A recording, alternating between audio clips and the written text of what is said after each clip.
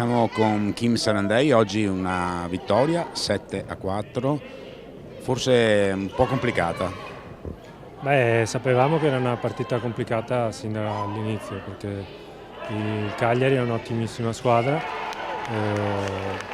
abbiamo sofferto e siamo stati bravi a non perdere la testa oltre il limite, diciamo. Ora la classifica si fa importante, non sappiamo ancora i risultati delle altre squadre, però diciamo che 16 punti in 9 partite è un buon bottino per il Real Grisignano. Sì, senz'altro, ne parlavamo prima appunto di disputare questa partita qui, ma noi dobbiamo tentare di fare più punti possibile, poi ragioneremo su che cosa, anche perché la stagione è lunga e ci sono grandi movimenti di mercato, vedremo.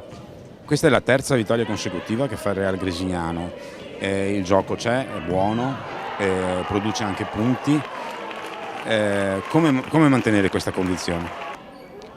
La parte più importante è sempre la testa e poi abbiamo tutto lo staff adeguato per mantenere il più possibile questo stato di forma e questo stato di convinzione mentale. Siamo con Jessica Fernandez, oggi una tripletta, un gol dei soliti tuoi, scarto e tiro, che ormai ci piace vedere proprio segnare da te. Sì, ma i gol, io dico sempre, non è individuale, perché se una squadra si muove nel modo giusto, come ci dice il nostro allenatore, escono le giocate e poi nascono i gol. Quindi io sempre dico che è grazie a una squadra che ho dietro, non individuale. Sicuramente questo io ho cercato di far capire il gol. Oggi a dire il vero abbiamo sofferto con il Cagliari perché non ha mai mollato questa squadra, però stiamo salendo in classifica veramente molto bene. Sì, sapevamo che era una squadra che arrivava con molta voglia, perché anche loro comunque sono una squadra in cui lottano fino alla fine. È vero che noi con il nostro mister stiamo crescendo ogni settimana molto bene e molto di più, e penso che sia quello la clave di tutto, lavorare sia col mister che con la preparatrice che abbiamo. Penso che è una cosa molto importante per la squadra e spero continuare così avanti.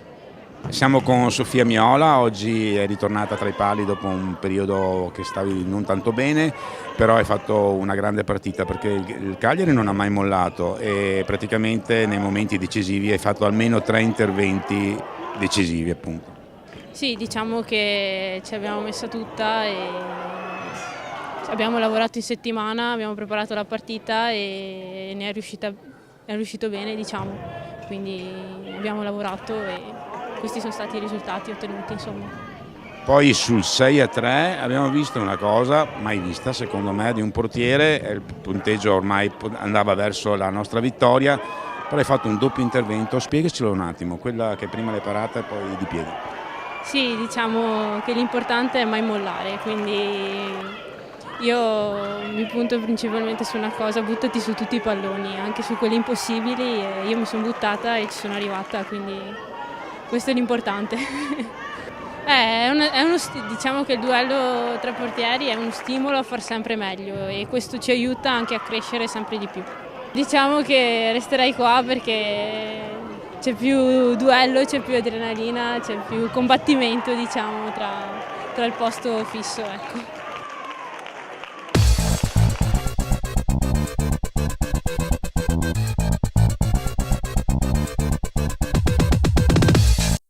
Neakos, un'azienda giovane che dopo 10 anni di intenso lavoro di sviluppo, progettazione e nuove realizzazioni, ha raggiunto una posizione di leadership nell'innovazione tecnologica di automazioni per serramenti, un primato riconosciuto a livello internazionale. Un forte impegno è dedicato alla ricerca e sviluppo, attraverso l'allargamento dei propri orizzonti conoscitivi e un costante aggiornamento con le più moderne tecnologie, che producono innovazione, non solo nelle automazioni ma anche nelle tecniche costruttive del serramento.